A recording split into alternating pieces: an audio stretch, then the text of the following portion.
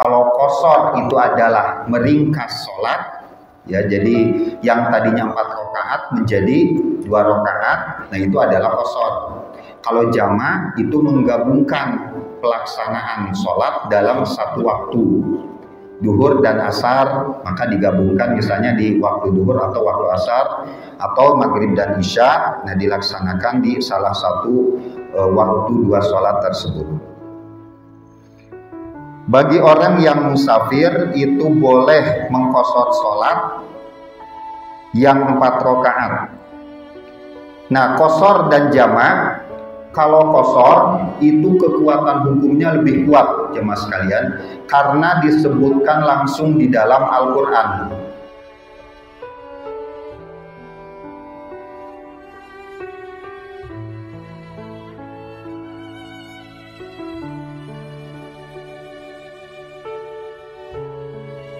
Assalamualaikum warahmatullahi wabarakatuh.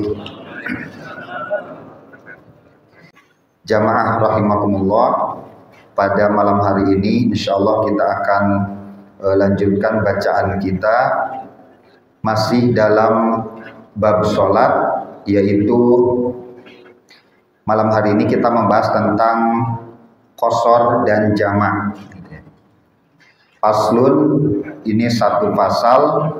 Wa yajuzu, dan boleh lil musafiri, bagi orang yang bepergian, apa qasrus sholati, mengqashar sholat ar-rubaiyati yang 4 rakaat, bi khamsi syaraita, dengan 5 syarat. Jadi qashar boleh dengan 5 syarat. Ayyakuna safaruhu fi ghairi maksiatin. Yang pertama, ayyakuna safaruhu, perjalanannya fi ghairi maksiatin, bukan untuk maksiat. Wa antakuna masafatuhu, dan jarak yang ditempuh dalam perjalanannya itu adalah sittata asyara farsakhon, kurang lebih 16 farsakh. Kemudian wa ayyakuna muaddiyan lis sholatir rubaiyati, kemudian dia melaksanakan atau mengerjakan sholat yang 4 rakaat. Wa ayyan wiyal qasra, dan berniat melakukan qashar ma'al ihrami, ketika takbiratul ihram. Wa alla ya'tamma, dan tidak boleh bermakmum gitu ya, bimukimin, kepada yang mukim. Wa yajuzu lil musafiri, dan boleh bagi orang yang bepergian dalam perjalanan, ayyajma'a, untuk mengumpulkan atau jamak adzuhra wal asra, adzuhra wal asra, antara duhur dan asar, fi waktin ayyihi masya'a, pada waktu yang dia kehendaki. Wa bainal maghribi wal isya'i, dan antara sholat maghrib dan isya, fi waktin ayyihi masya'a, pada waktu yang dia kehendaki. Wa yajuzu, dan boleh lil hadiri, untuk yang hadir, maksudnya yang tidak bepergian, fil matori, kalau kondisinya hujan, ayyajma'a, untuk menjamak bainahuma, antara 2 sholat, fi waktil ula, pada waktu sholat yang pertama, minhuma, dari 2 sholat tersebut. Nah, ini ringkasan gitu ya, fikih yang secara ringkas membahas tentang qashar. Jadi ada 2 istilah yang kadang-kadang masih agak keliru gitu ya, yaitu ada qashar, ada jamak. Nah, ini 2 hal yang berbeda. Jadi kalau qashar itu adalah meringkas sholat, ya, jadi yang tadinya 4 rakaat menjadi 2 rakaat, nah itu adalah qashar. Kalau jamak itu menggabungkan pelaksanaan sholat dalam satu waktu, duhur dan asar, maka digabungkan misalnya di waktu duhur atau waktu asar, atau maghrib dan isya, nah dilaksanakan di salah satu waktu 2 sholat tersebut. Bagi orang yang musafir itu boleh mengqashar sholat yang 4 rakaat. Nah, qashar dan jamak, kalau qashar itu kekuatan hukumnya lebih kuat jemaah sekalian karena disebutkan langsung di dalam Al-Qur'an. Jadi dalam Al-Qur'an disebutkan a'udzubillahi minasyaitonirrajim wa idza darabtum fil ardi falaysa 'alaikum junahun an taqsuru minas sholati in khiftum ayyaftinakumul ladzina kafaru. Jadi kalau kalian bepergian di muka bumi maka tidak berdosa, tidak apa-apa kalau mengqashar sholat apabila kalian takut kepada orang kafir. Nah, maka qashar sholat karena ayat atau dalilnya itu adalah ayat Al-Qur'an. Nah, maka di sini sepakat semua bahwa orang yang bepergian itu boleh mengqashar sholat. Tapi kalau jamak, nah ini nanti ada ikhtilaf sedikit. Karena sholat jamak itu menurut sebagian ulama Rasulullah hanya mengerjakannya pada waktu ibadah haji. Gitu. Jadi kalau sholat jamak menggabungkan sholat itu Rasulullah kata sebagian ulama hanya melaksanakannya pada waktu ibadah haji. Di luar itu beliau tidak melaksanakan jamak. Ada yang berpendapat begitu ya. Terutama ketika sedang wukuf, ketika sedang wukuf di Arafah. Nah, itu beliau melaksanakan jamak di situ. Nah, mazhab Syafi'i mengambil kepada boleh qashar gitu ya dengan 5 syarat. 5 syarat. Pertama, perjalanannya bukan perjalanan maksiat. Nah, ini. Jadi kalau ada orang bepergian ke tempat lain tapi tujuannya maksiat. Nah, maka dalam mazhab Syafi'i itu tidak boleh diqashar. Artinya apa? Kalau dia mengqashar sholat, berarti sholatnya tidak sah, gitu. Karena tidak boleh diqashar, tidak masuk syarat untuk mengqashar sholat. Tapi kalau perjalanan untuk melaksanakan yang wajib, yang sunnah atau yang mubah itu boleh. Ya, misalnya perjalanan dinas, gitu ya, atau orang yang memang mencari nafkahnya berjualan bisnis gitu kan dari satu kota ke kota yang lain, itu kan perjalanan untuk memenuhi nafkah, itu artinya wajib perjalanannya. Atau yang mubah misalnya piknik. Nah, kita jalan-jalan misalnya kan dari Jakarta jalan-jalan ke Jogja, jalan-jalan ke Bali. Nah, maka itu boleh qashar dalam mazhab Syafi'i karena itu perjalanan yang mubah. Tapi kalau, nah ini saya kemukakan dari madhab lain, kalau dalam madhab Hanafi, sekalipun perjalanan maksiat boleh qashar. Itu karena dalam ayatnya tidak disebutkan perjalanannya perjalanan apa. Gitu. Jadi perjalanan apapun dalam madhab Hanafi boleh mengqashar sholat. Bahkan kalau dalam madhab Hanafi bukan boleh lagi. Dalam perjalanan itu yang wajib justru qasharnya, Pak.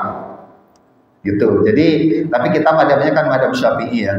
Jadi nanti kalau ada sekarang ini kan media sosial, kemudian pergaulan ini sudah relatif tidak ada batasnya ya, tidak ada batas. Jadi kalau nanti ada orang yang ketika dalam perjalanan dia mengatakannya sholat itu 2 yang wajibnya, itu berarti dia madhab Hanafi. Jadi kalau dalam madhab Hanafi, kalau dalam perjalanan maka yang kita dalam madhab Syafi'i disebut rukhsah, dalam madhab mereka itu jadi wajib.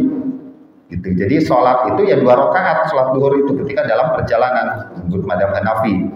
Tapi kalau madhab Syafi'i adalah pilihan, boleh diqashar di 2 rakaat atau masih tetap 4 rakaat, termasuk puasa. Kalau dalam madhab Hanafi, kalau dalam perjalanan yang wajib itu yang enggak puasa gitu. Jadi dia yang wajib itu mengambil rukhsah gitu, maka tidak puasa. Nah, kalau kita kan pilihan, boleh puasa gitu kan atau ngambil rukhsah tidak berpuasa. Ini syarat yang pertama, perjalanannya bukan perjalanan maksiat. Kemudian wa antakuna masafatuhu sittata asyara farsakhon, kemudian perjalanannya sekitar 16 farsakh. Nah, ini 16 farsakh ini agak susah ya mengukurnya. Nah, Nah, tapi ada yang mengkonversi itu sekitar 85 km. Jadi kalau perjalanan pakai mobil itu kurang lebih sekitar 3 jaman. Mungkin dari sini ke Bandung ya, dari sini Bandung. Itu jarak yang dianggap dibolehkan qashar. Nah, tapi jarak ini memang jadi perdebatan para ulama. Karena kalau zaman dulu perjalanan itu kan ada masyaqqah, ada kesulitan. Gitu ya. Perjalanan itu ada kemungkinan jalan kaki, naik unta atau naik kuda. Nah, kalau dulu kan begitu. Tapi kalau sekarang kan naik pesawat, gitu ya. Kita ke Jogja aja, kalau ke Bandung mungkin 15 menit nyampe kali ya. kalau naik pesawat, kita baru mau tidur aja udah nyampe gitu. Kalau ke Bandung, saya belum pernah ke Bandung itu naik pesawat dari Jakarta gitu. Jadi artinya masyaqqah gitu ya, kepayahan, capaian di dalam perjalanan. Nah, ini juga menjadi perbincangan para ulama. Nah, maka kemudian ulama-ulama kontemporer melihat bahwa kalau dalam perjalanan itu ada kepayahan, ada masyaqqah, maka di situ boleh qashar, gitu ya. Jadi sekalipun karena misalnya dari bandara ke Jogja, nah itu ditempuh dalam berapa? 1 jam. Ya. Tapi kita dari rumah ke bandaranya, kalau macet itu bisa lebih dari 1 jam, bisa 2 jam misalnya. Nah, artinya kan masyaqqahnya lebih capek dari rumah ke bandara daripada bandara Jakarta ke Jogja. Ini perkembangan fikih kontemporer seperti itu. Nah, maka kemudian di situ dilihat kalau ada masyaqqah maka di situ boleh qashar. Bahkan ada seorang ulama dari madhab Hambali, nah dan ini banyak juga yang mengamalkan, boleh melakukan sholat qashar selama kita melakukan yang namanya perjalanan, gitu. Jadi tidak ada batasan jarak, tidak ada batasan jarak. Nah, ini pendapat Ibnu Qudamah, salah seorang ulama yang menjadi rujukan di dalam madhab Hambali, Nah, di Indonesia banyak yang berpendapat seperti ini, kira yang mengamalkan. Jadi kalau ada perjalanan, ya kemudian kita agak susah di situ, ada agak payah, maka kemudian qashar sholat. Jadi kalau qashar itu kaitannya dengan perjalanan. Kemudian wa ayyakuna muaddiyan lis-sholati ar-rubaiyah. Kemudian sholat yang dilaksanakan adalah sholat yang 4 rakaat. Yang 4 rakaat. Jadi kalau yang 1, kalau yang 2 subuh itu tidak bisa diqashar. Yang maghrib juga tidak. Jadi hanya duhur, asar dan isya itu bisa diqashar menjadi 2 rakaat.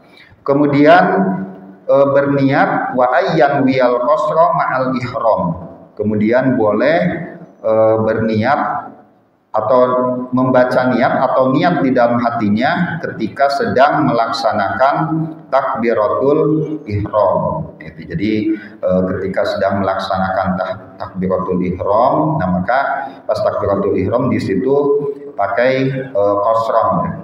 Jadi usolli fardhol isya'i gitu ya, qasran adaan gitu, atau rakaataini qasran. Jadi dimasukkan lafaz qasarnya itu. Ya. Kemudian wa alla yatamma bimuqimin, tidak boleh bermakmum kepada yang mukim. Ya, jadi kalau lain beda dengan jamak ya. Kalau qashar, jadi kalau kita mau qashar maka jangan ikut berjamaah gitu ya. Jadi kita masuk misalnya ke satu masjid dalam perjalanan, kita mau mengqashar sholat. Nah, di masjid itu sedang sholat duhur, kita mau mengqashar sholat duhur. Nah, maka kita tidak boleh bermakmum kepada yang sedang sholat tersebut di mukimin, gitu ya. Karena apa? Karena mereka melaksanakan duhurnya 4 rakaat, gitu ya. Kalau kita 2 rakaat, seperti itu. Jadi tidak boleh. Nah, itu syarat-syaratnya. Kemudian wa yajuzu lil musafir, dan boleh bagi yang dalam perjalanan ayyajma'a adzuhra wal asra fi waqtin ayyihi masya. Jadi boleh menggabungkan sholat duhur dan asar pada waktu yang dikehendaki. Nah, kalau jama', jadi kalau qashar, karena di ayatnya tadi kaitannya dengan perjalanan, jadi qashar itu hubungannya dengan perjalanan, Pak. Kalau kita melaksanakan perjalanan, nah maka di situ ada qashar, pembahasan qashar. Nah, tapi kalau jama', nah ini karena di hadisnya tidak disebutkan berkaitan dengan perjalanan, maka jama' ini beda. Jadi sholat jama' itu kalau di hadisnya salah satunya adalah ketika sedang pelaksanaan ibadah haji. Itu beliau terutama di wukuf di Arafah. Nah, ketika wukuf di Arafah beliau menjama sholat duhur dan sholat asar di situ. Nah, maka kemudian kalau dalam madhab Hanafi mengatakan sholat jama' itu tidak boleh dilakukan kecuali sedang wukuf di Arafah. Itu. Karena dalilnya itu, gitu ya. Tapi kalau madhab Syafi'i boleh di waktu kapan saja, baik di waktu duhur yang disebut jama' takdim atau dilaksanakannya di waktu sholat asar, yaitu jama' takhir. Wa bainal maghrib wal isya fi waqtin ayyihi masya'a, gitu ya, dan sholat maghrib dan sholat isya. Kalau duhur dan asar dilaksanakan di waktu duhur, artinya asarnya ditarik, nah maka itu adalah jama' takdim. Pelaksanaannya itu ulama sepakat, sholat duhur dulu, baru kemudian sholat asar. Kalau jama' takdim, gitu ya. Nah, kalau kita mau jama' takhir, sholat duhur dan asar, maka yang pertama, ketika waktu duhur kita harus niat mau menjamaknya ke asar. Itu harus niat, Pak, waktu duhurnya. Walaupun kita tidak sholat, tapi kita niat bahwa sholat duhur ini akan dijamak ke asar. Kemudian yang kedua, kalau jamak takhir, maka pelaksanaannya boleh milih. Boleh sholat asar dulu, boleh sholat duhur dulu, karena dua-duanya sudah masuk waktu. Nah, sudah, apalagi duhur kan sudah lewat, gitu ya. Jadi kalau jamak takdim wajib sholat yang pertama dulu. Sholat duhur dan asar, maka sholat duhur dulu, baru sholat asar. Maghrib isya ditarik ke maghrib, maka sholat maghrib dulu, baru kemudian isya. Tapi kalau jamak takhir, duhur asar, boleh sholat duhur dulu, boleh sholat asar dulu. Maghrib isya ditarik ke isya, boleh sholat maghrib dulu, boleh sholat isya dulu. Ini adalah jamak takhir. Nah, kemudian ini di sini ada wayajuzu lil hadiri, dan boleh bagi orang yang ada hadir, maksudnya yang tidak dalam perjalanan, fil matori, ketika hujan, ayyajma'a bainahuma, untuk menjama sholat fi waqtil ula minhuma, pada waktu sholat yang pertama. Nah, ini karena ini ada di hadisnya, jadi kalau hujan turun, jadi waktu itu peristiwanya adalah sholat maghrib. Jadi sholat maghrib, kemudian ketika pas pelaksanaan sholat maghrib itu hujan turun deras sekali, gitu ya. Nah, maka kemudian di situ Rasulullah membolehkan sholat isya-nya ditarik, jadi dijamak ke sholat maghrib. Nah, kemudian para ulama lalu menganalisis ini boleh ditarik ini kenapa ya kira-kira? Biasanya kan pertanyaan kita kan kenapa ya? Kenapa? Nah, ada ulama yang menjelaskan bahwa karena memang pada waktu zaman Rasulullah itu memang kalau hujan turun deras itu adalah kondisi sangat susah, kondisi sangat payah, masyaqqah. Kenapa? Karena kan padang pasir. Kita bayangkan kalau padang pasir kemudian turun hujan deras. Nah, maka kemudian di situ apalagi sampai banjir, gitu ya, sampai banjir misalnya semata kaki atau sebatas kaki aja kan itu sudah merepotkan seperti itu. Maka Rasulullah kemudian memberikan ghusl boleh dijamak. Artinya sahabat itu setelah sholat maghrib kemudian pulang, jadi tidak perlu balik lagi ke masjid. Itu karena memang kondisinya pada saat itu ya seperti itu gitu ya, masyakohnya besar. Nah, tapi kalau melihat kondisi sekarang, nah nanti di sini ada dua pandangan. Ada yang melihatnya tekstual, ada yang melihatnya kontekstual. Dilihat sebabnya. Ada yang tetap, zaman sekarang juga masih ada yang tetap berpendapat ketika hujan turun boleh dijamak. Itu karena melihat tekstualnya. Gitu. Jadi sholat ya artinya tidak berjamaah dan sholatnya dijamak gitu kan. Ya, seperti itu. Kemudian, tapi ada yang melihat bahwa kondisi saat ini itu sepertinya sudah agak berbeda dengan kondisi pada masa Rasulullah. Kalau dulu perjuangan ke masjid itu kan luar biasa, padang pasir. Kadang-kadang kan kalau di awal-awal Islam orang pergi ke masjid itu bisa hilang, gitu ya, ditangkap kafir Quraisy ketika permusuhan sedang. Jadi makanya kan para perempuan itu kan tidak wajib sholat di masjid kalau dulu. Itu karena memang kondisi dulu beda dengan zaman sekarang. Gitu ya. Jadi ketika ke masjid itu rintangan di jalannya relatif besar, gitu ya. Bisa hilang, gitu ya, ditangkap gitu, atau mungkin bisa mendapat siksaan, ditangkap dan sebagainya. Ada hewan buas dan sebagainya itu ya. Jadi kondisi apalagi kalau hujan, maka kemudian di situ padang pasir jadi lumpur dan sebagainya. Nah, ini kondisinya seperti itu. Maka kemudian perempuan tidak diwajibkan sholat berjamaah, gitu ya. Seperti itu. Sama dengan tentang kewajiban muhrim ya, kewajiban muhrim. Nah, itu kewajiban muhrim itu kalau dulu memang kalau perempuan kemana-mana itu harus didampingi, didampingi oleh muhrimnya, seorang muhrim. Tapi sekarang itu kan karena kondisi dan situasinya sudah ada perubahan, maka ada yang berpendapat, nah itu dalam hal-hal tertentu sudah tidak perlu lagi. Bahkan kan Arab Saudi kalau tidak salah sudah boleh ya, tidak pakai muhrim yang haji itu sudah boleh tidak pakai pendamping.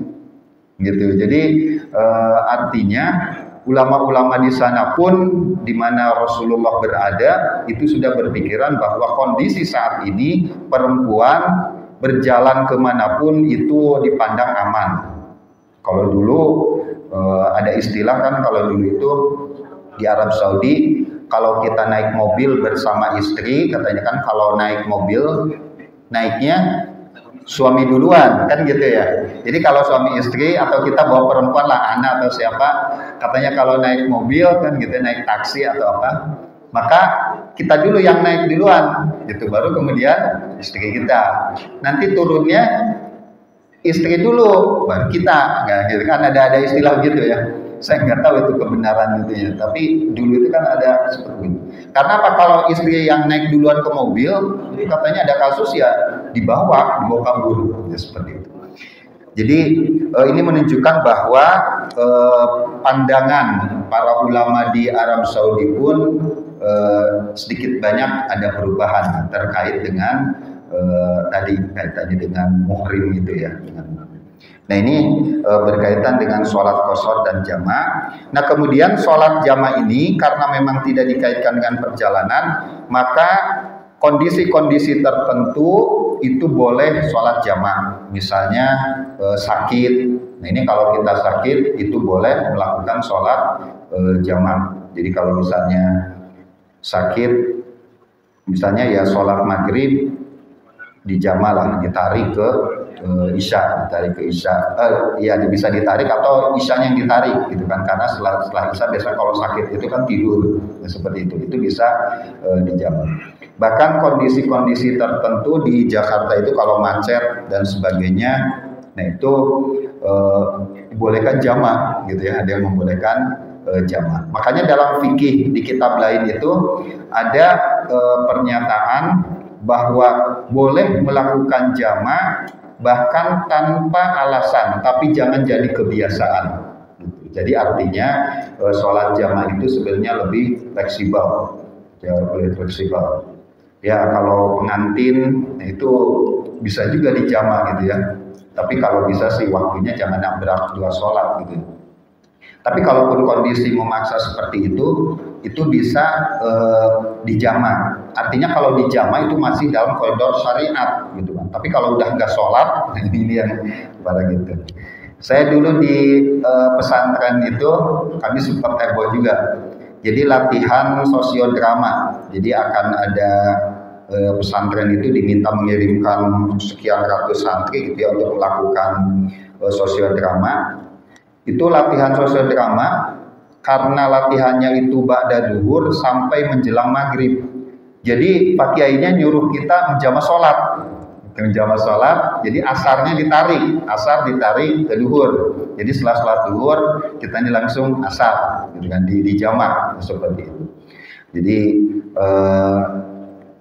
ya dulu kan kita ini kok alasannya hanya untuk latihan, kok kita jamak sholat gitu. Jadi tapi memang jamaah ini lebih fleksibel. Jadi dalam pelaksanaan sholat seperti itu. Jadi ini qashar ya, qashar dan jamaah itu adalah dua hal yang berbeda dan bisa digabungkan, melakukan jamaah sekaligus melakukan qashar, atau melakukan jamaah saja atau melakukan qashar saja seperti itu. Baik, mungkin itu dulu sebelum dilanjutkan. Kalau ada yang ditanyakan atau berbagi pengalaman, ya silakan.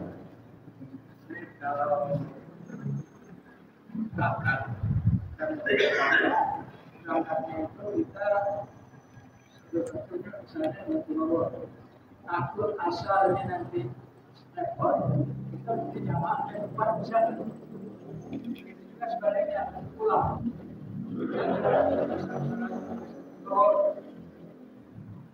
Kita cepat keluar, nanti enak di rumah, kita masih ada rasa. Ya. Ya. Kalau sholat jamaah, nah itu kalau ada misalnya karena ada satu hal kan dulu takutnya macet dan sebagainya, itu sebenarnya tidak masalah. Tapi kalau sholat qashar, nah itu memang syaratnya harus sudah disebut perjalanan. Itu kalau qashar, Pak. Tapi kalau jamaah memang tidak dikaitkan dengan perjalanan. Gitu. Jadi kalau kita coba buka kitab-kitab fikih itu tidak dikaitkan dengan perjalanan. Nah, tapi kalau qashar itu perjalanan. Artinya kalau kita mau mengqashar sholat itu harus disebut musafir. Nah, makanya kalau di kitab-kitab itu dijelaskan paling tidak dia harus keluar rumah.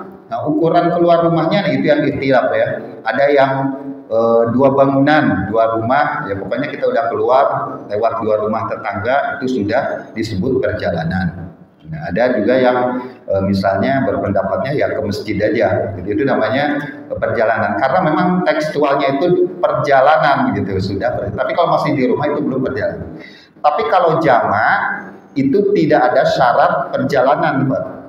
Gitu. Jadi kan kalau kita sakit sholat di jamaah itu kan kita masih di rumah, tidak ada syarat perjalanan. Jadi jamaah itu memang tidak ada kaitan dengan perjalanan, tapi ada satu hal yang memang menuntut itu. Nah, makanya di situ ikhtilaf. Ada ulama yang sangat ketat mengatakan jamaah itu hanya ada ketika wukuf di Arafah. Di tempat lainnya nggak ada jamaah. Nah, itu yang ketat. Tapi kalau yang mazhab Syafi'i boleh dimanapun boleh melaksanakan jamaah kalau itu di situ ada keperluan yang memang bisa mengganggu waktu sholat gitu ya, seperti itu. Gitu Pak. Jadi kalau jamaah boleh di rumah dulu. Kita mau perjalanan nih, perjalanan ke tempat yang jauh, sholat jamaah dulu.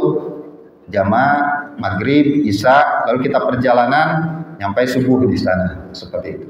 Itu jamaah. Iya. Iya, silakan.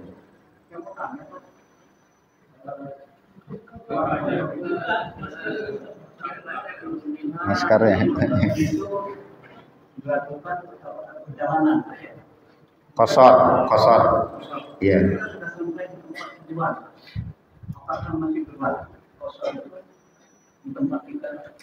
Iya. Nah itu kalau Saya pulang kampung, sampai di kampung itu kan ide banyak Pak, tapi tiap minggu itu masih berlaku selama seminggu. Itu bagaimana? Iya. Oh, di tempat tujuan ya. Nah, kalau di tempat tujuan itu nggak masalah, karena kita di sana musafir. Tapi kalau kita kosornya mau di rumah, nah itu nggak bisa. Kita nih di Taman Kedaung. Kita kan sudah mukim di Taman Kedaung. Artinya kita nih orang Taman Kedaung. Jadi ketika pulang kampung, kita jadi musafir ke sana itu. Nah, maka sholat kosornya tidak boleh di rumah kita di sini.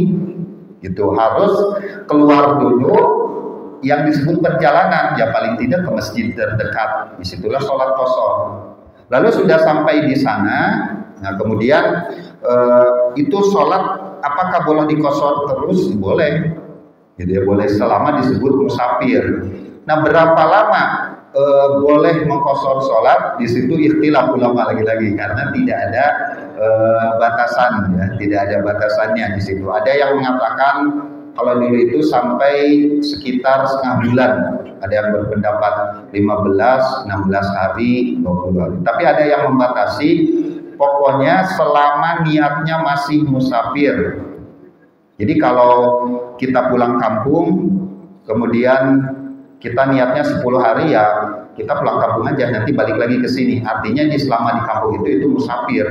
Nah, di situ kita boleh mengkosor sholat, gitu ya. Tapi kalau kita ada niat untuk menetap tinggal di sana, maka begitu kita sampai itu sudah menetap di situ, gitu ya. Kalau kita dari awal, saya ini mau pulang nih, mau pulang kampung, menetap di kampung, nggak balik lagi ke Taman Kedaung. Nah, berarti begitu sampai ke kampung halaman itu sudah termasuk mukim di situ.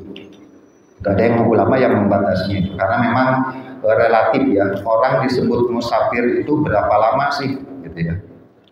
Kalau kebolehan sama juga kayak kebolehan misalnya mengusap sepatu, nah itu kan seperti itu. Jadi ukuran harinya memang ikhtilaf di situ. Tapi kalau kita ukurannya gitu aja, selama memang masih musafir, nah maka diperbolehkan di situ kosor sholat, gitu seperti itu. Iya. Seandainya kita tidak harus berpadu di tempat kan bisa banyak. Karena yang kedua kita melakukan berjamaah. Nilai orang yang lebih besar. Bagaimana? Gimana Pak? Jadi Pak, kita sampai di kampung. Iya. Sudah dimulai bisa 12 hari kita bulan. Tapi di kampung kita nggak lakukan sholat, tapi kan sholat biasa karena dia kebanyakan di kampung juga. Sholatnya biasa gitu ya. Iya. Ya. Ya nggak masalah, kosor itu kan kalau dalam madhab Syafi'i, madhab yang 3 itu adalah rukhsah. Jadi rukhsah itu mau diambil atau tidak itu bebas, gitu ya. Jadi bebas. Tapi masalahnya kadang kita ini begini ya. Kalau sholat 4 rakaat, kemudian dengan kosor 2 rakaat, itu kadang merasa pahalanya besaran yang 4 rakaat gitu. Gitu ya Pak. Jadi kalau sholat 2 rakaat itu kayaknya kok pahalanya kurang, terus kayaknya kurang gitu, ada yang kurang dalam beragama. Nah itu memang tapi itu yang harus dirubah, itu memang paradigma cara berpikirnya. Jadi sebenarnya ketika syariat itu membolehkan ini, sebenarnya ya kan kalau hitungan pahala susah lah gitu ya. Tapi yang jelas yang penting itu boleh, laksanakan saja. Kalau itu pilihan ya silahkan begini. Jadi kalau dalam madhab Syafi'i boleh, kita tidak kosor pun dalam perjalanan boleh. Tapi kalau madhab Hanafi itu wajib. Jadi kalau kita perjalanan, kita pulang kampung, seminggu di kampung, ya sholat duhur selama seminggu itu 2 rakaat gitu. Itu karena sedang musafir, itu madhab Hanafi gitu ya. Jadi karena dalam madhab Hanafi ketika ada rukhsah, maka rukhsah itulah yang jadi wajib, bukan hukum awal gitu.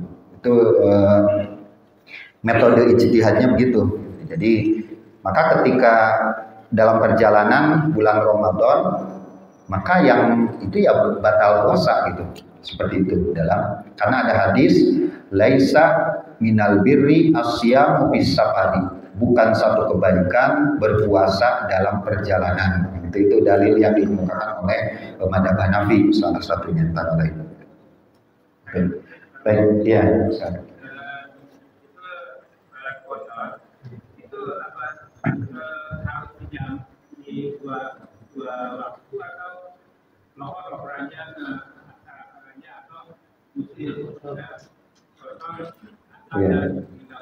Ya, itu dua hal yang berbeda. Qashar dan jama itu berbeda, tapi boleh disatukan. Jadi qashar itu boleh kalau kita perjalanan sholat duhur, begitu datang duhur sholat 2 rakaat di perjalanan misalnya, begitu asar sholat lagi 2 rakaat, itu namanya mengqashar sholat. Tapi kalau sekaligus menjama, datang waktu duhur sholat asar kita tarik, kita sholat dua-dua, duhurnya 2, asarnya 2, maka itu menjadi sholat jama qashar gitu. Jadi boleh satu-satu atau qashar saja, boleh jamak saja, atau boleh digabung jamak qashar kalau dalam perjalanan gitu ya. Kalau dalam perjalanan itu ininya perjalanan seperti itu ya. Silakan. Pertama musafir itu masalah musafir juga terkabul berapa? Musafir ya. Yang kedua, orang yang dalam bermusafir itu apakah dia boleh untuk puasa untuk jamaah? Ya. Kalau dalam mazhab Syafi'i tadi saya tandai ya. Itu waktunya sebentar supaya lebih tepat lagi.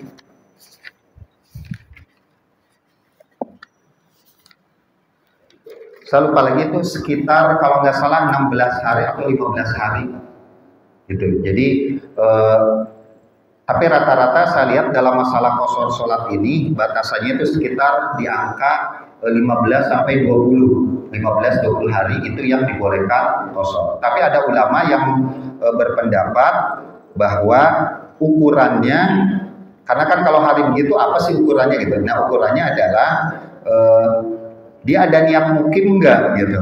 Dia ada niat mukim, kalau tidak ada ya itu dianggap sebagai safar gitu ya, seperti itu. Tapi di sini ada tadi ya antara 15 atau 16 hari ada Pak. Nantilah kita cari lagi ya.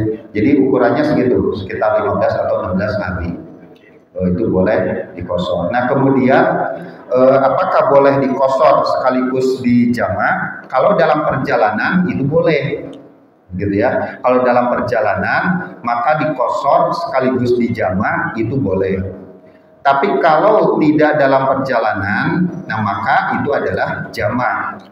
Jamak saja, karena kosor itu biasanya dikaitkan dengan perjalanan dalam dalilnya seperti itu dalam ayat Al-Qur'annya. Berarti kosor itu nggak boleh, orang musafir itu nggak boleh kosor. Bukan, kalau orang musafir boleh kosor, boleh jamak, boleh digabung jamak kosor. Iya, dalam mazhab Syafi'i begitu. Tapi kalau tidak musafir, nah misalnya orang sakit misalnya, nah di situ memang yang dibolehkan jamak, gitu. Tapi tidak kosor, karena kosor itu kaitannya dengan perjalanan, perjalanan. Jadi itu batasan waktunya, batasan waktu di situ ikhtilaf. Bahkan ada seorang, mungkin bapak-bapak tahu ya, seorang tokoh kita, Profesor Hasbi As-Siddiqi. Nah, beliau kan orang Aceh, jadi dosen di Jogja. Beliau berpendapat bahwa saya ini musafir, jadi musafir seumur hidup. jadi beliau itu Jumat itu ya dia kan musafir gitu. Jadi memposisikan sebagai musafir. Jadi artinya bisa mengqashar sholat, kemudian bisa menjamak. Ya tapi kalau sampai begitu terlalu ini ya, kalau sama. Ya pokoknya ukurannya kita mau mukim aja. Kalau kita mau mukim Ya, itu kan ada niat ya kita mau pindah tempat, nah artinya kita di situ jadi mukim. Tapi selama belum itu adalah masih musafir, gitu, masih musafir. Ada yang ditanyakan lagi? Ya. Apa namanya? Saya pernah mendengar kalau sholat Jumat itu tidak boleh dijamak dengan sholat asar. Sholat Jumat. Ya. Tidak boleh dijamak dengan sholat asar. Dalilnya mereka mengatakan bahwa yang bisa dijamak itu adalah sholat zuhur dengan sholat asar. Ya. Jadi kalau pada saat Jumat katanya mau jamak dengan sholat asar, maka Anda jangan niatnya Jumat tapi niatnya zuhur. Tidak pernah masalah. Maksudnya mengatakan apa? Ya. Yang kedua adalah terkait dengan kosong.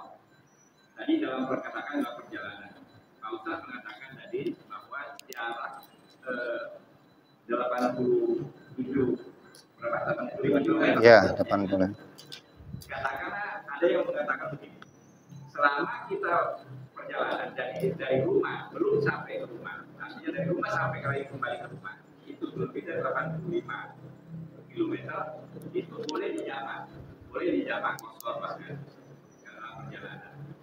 Artinya kalau misalnya kita dari sini ke puncak itu 40 sekian kilometer, kembali lagi ke sini itu 40 sekian lagi, berarti kan 80 lebih. Ya, bolak-balik. Nah, itu katanya boleh di kosor dan boleh dijamak karena kita dalam perjalanan. Itu yang kedua, Pak. Ya. Yang ketiga terkait dengan apa namanya? Kalau kita dalam perjalanan, kita tidak sempat sholat karena macet, tidak bisa keluar dari tol misalnya, tidak ada tempat. Nah, kita melewati sholat maghrib, maka sampai di rumah kita jadinya dijamak atau dijamak takhir. Iya. Ya begitu Mas kira-kira. 3 pertanyaan. Ya, baik. Yang pertama, sholat Jumat apakah bisa dijamak dengan asar atau tidak? Adanya jamak dan kosor itu kan ada sebab, gitu ya, ada sebab.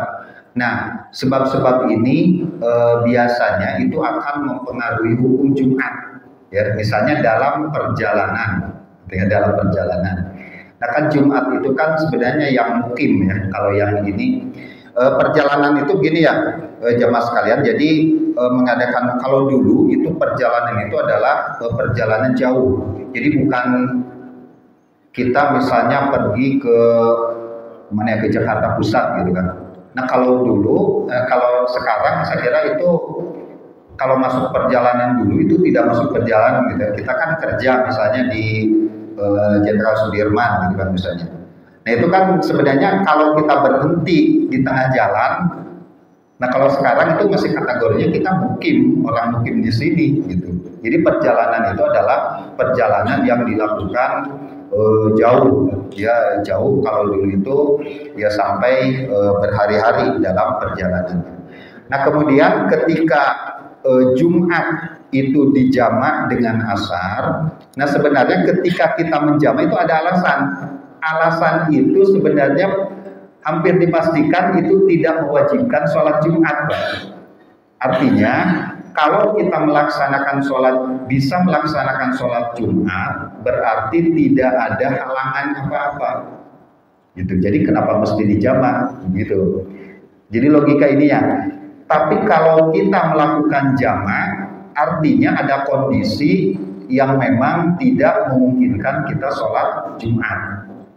Ya, seperti itu. Makanya ada yang berpendapat ya Jumat itu tidak bisa dijamak dengan asar. Karena kalau dijamak, artinya Jumatnya tidak jadi Jumat, tapi dia jadi duhur. Gitu. Karena ada kondisi yang merubah itu. Sehingga kemudian dijamak. Jadi seperti itu. Jadi memang kalau mau dijamak ya bukan dengan Jumat tapi duhur dengan asar.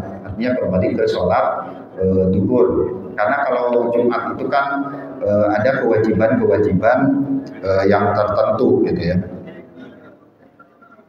Nah kemudian ukuran, nah memang ini perdebatannya perdebatan klasik ya, ukuran jarak perjalanan. Yaitu tadi ulama ada yang melihat ini kalau sekarang ini masyakohnya sudah beda. Kalau dulu mungkin 85 km itu naik unta atau jalan itu berat di padang pasir lagi gitu. Nah tapi kalau sekarang kita ke Bandung nanti ada kereta cepat, nah gitu kan, hanya sekian menit nyampe, itu sudah hilang. Nah kemudian kalau misalnya tadi seperti tadi bolak-balik, ya bisa dihitung jarak yang kita lakukan itu berapa kilometer gitu ya. Tapi memang jangan dilaksanakan di rumah. Kalau dulu ukurannya begitu Pak, ukuran para ulama dulu. Ketika kita sudah masuk ke rumah lagi, nah artinya kita itu sudah dianggap bukan musafir. Nah makanya kalau mau mengqashar sholat, jadi kalau kita pulang dari kampung nih, pulang mudik, kita kembali ke sini, lalu sholat isya, belum sholat isya, gitu kan, nyampe jam 9 malam. Maka kalau sholatnya mau diqashar, jangan di rumah, gitu. Maka belok dulu ke masjid, gitu ya, belok dulu ke masjid, sholat di situ masih bisa diqashar. Karena ketika sudah masuk ke rumah, itu sudah bukan musafir lagi. Kalau ulama dulu begitu ininya, ukurannya begitu. Jadi makanya sholat dulu sebelum sampai ke rumah. Yang ukurannya beda-beda. Nah ada yang di sini saya baca itu ada yang menyebutkan 2 bangunan, artinya 2 rumah sebelum rumah kita. Ya mungkin kalau sekarang masjid lah, belok dulu ke masjid, qashar dulu bisa kalau mau diqashar. Tapi kalau mau sholat yang 4 ya nyampe di rumah, nanti di rumah sholat seperti itu. Jadi itu tentang jarak ya, tentang jarak. Nah kemudian tadi untuk jamak takhir karena satu dan lain hal, ya memang kadang-kadang dulu kalau ke Jakarta itu dulu kan kendaraan belum sebanyak sekarang ya. Kita kalau naik, saya masih zaman kuliah itu kalau naik bis Mayasari ya, Mayasari Bakti itu, kita kalau ke Kementerian Agama Pusat kadang pulang berangkat dari sana asar dengan pada jam 4, nyampe ke sini kadang-kadang setengah 8 gitu.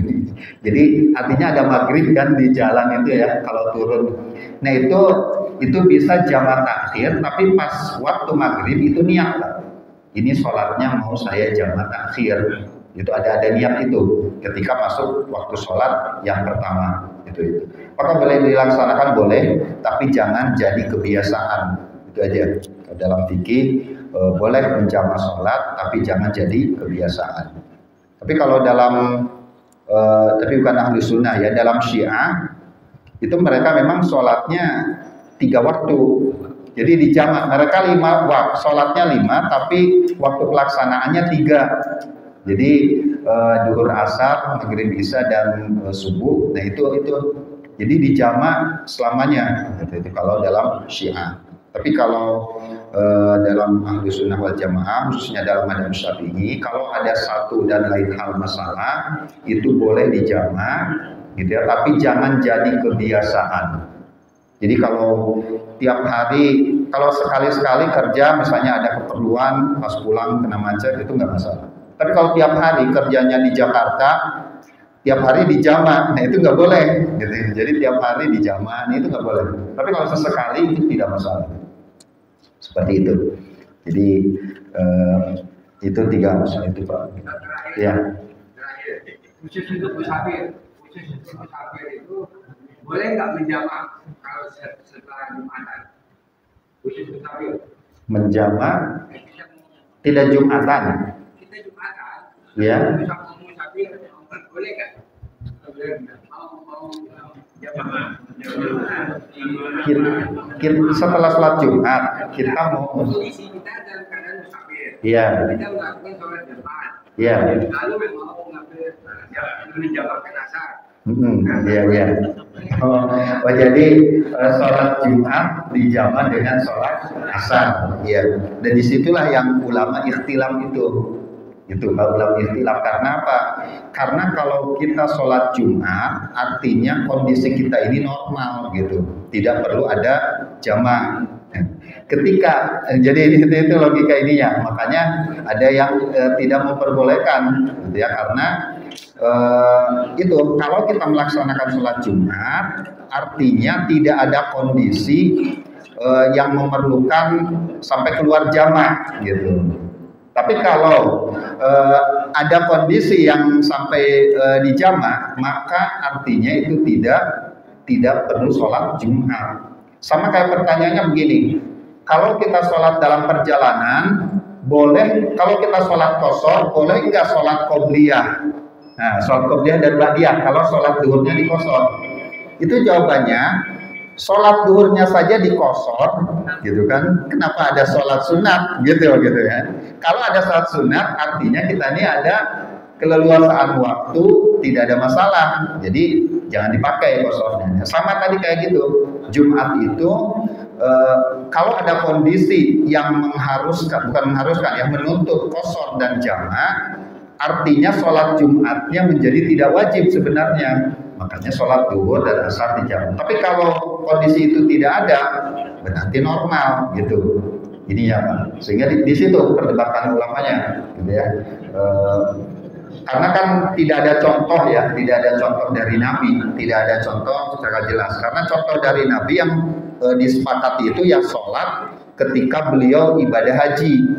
Ya, itu pun ada yang lebih mengkhususkan lagi ketika wukuf di Arafah. Gitu, beliau jamaknya di situ aja. Beliau tidak pernah menjama sholat di luar waktu itu. Gitu. Jadi sehingga jamak ini kekuatan hukumnya memang sedikit di bawah kekuatan hukum qashar. Itu kan. Jadi kalau misalnya bisa Jumatan, ya artinya asar tidak perlu dijama'. Tapi kalau kita hanya ini asar perlu dijama', artinya ada kondisi yang tidak mewajibkan Jumat di situ. Dalam keadaan musafir, ya. Iya, iya. Kalau saya Jumatan, Ya. dan saya musafir kalau saya Jumatan, itu saya Ditarik ke ini ya. Iya. Tapi kalau sholat asarnya dinormalkan aja di waktu asar, nggak bisa. Itu kan artinya tidak ada kondisi yang menuntut untuk hilangnya wajib Jumat. Maka di situ Jumat asar normal sebenarnya. Seperti itu. Jadi karena jadi tabrakan, itu tabrakan. Kondisi duhurnya dinormalkan. Ya, tapi ketika kondisi asarnya, musafirnya dipakai. Nah, gitu alasan musafirnya. Jadi makanya disitulah ulama kemudian ada ikhtilaf, gitu ya. Karena ulama itu logikanya begitu.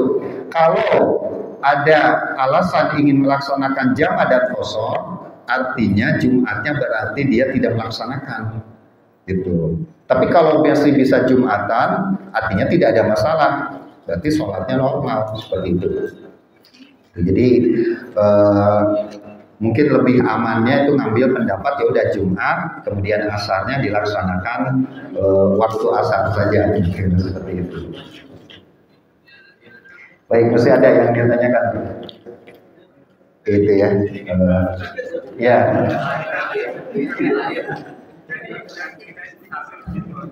Ya. Ikut? Boleh. Kalau kita sedang musafir, kita ikut Jumatan boleh. Tapi ketika Jumatannya akan dijama dengan asar, nah di situ ada perdebatan ulama, gitu. Tapi kalau mau Jumatan ya silakan, gitu. Seperti itu. Kalau tapi ketika akan dijama, asarnya ditarik dengan Jumat, itu yang nanti jadi perdebatan ulama, gitu. Kenapa? Ya. Seperti itu ya. Jadi ya fikih itu kan gitu ya. Karena fikih ini tidak 100% itu ada contoh dari Nabi, atau ada contoh tapi tidak satu, Pak.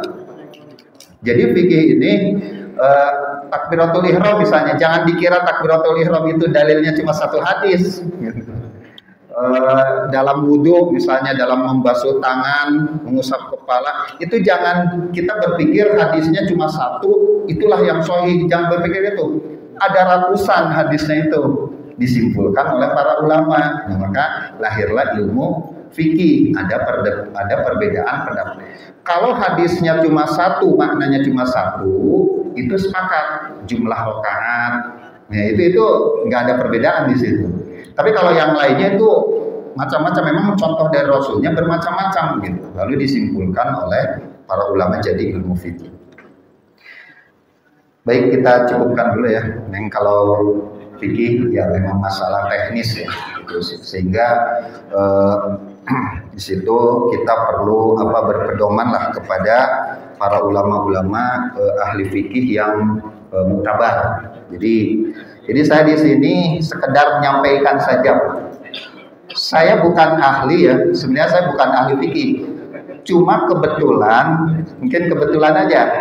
Ya saya dari kecil itu kan, ya dari SD ngaji fikih, kemudian sekolah di sanawiyah ketemu fikih, di aliyah ketemu fikih, kuliah ketemu fikih, jadi dosen juga dosen fikih gitu. Jadi kalau saya berpendapat itu bukan pendapat saya, itu bacaan saya kepada para ulama. Kalau saya nggak punya pendapat gitu ya, itu aja. Jadi yang saya sampaikan ya insya Allah ada rujukannya gitu ya, pada ulama-ulama yang berkompeten, yang muktabar. Itu yang dapat disampaikan. Mudah-mudahan menambah ilmu dan keberkahan untuk kita semua. Mohon maaf apabila ada kata-kata yang kurang berkenan. Kita tutup dengan kafaratul majelis. Subhanakallahumma bihamdika asyhadu an la ilaha illa anta astaghfiruka wa atubu ilaik. Assalamualaikum warahmatullahi wabarakatuh.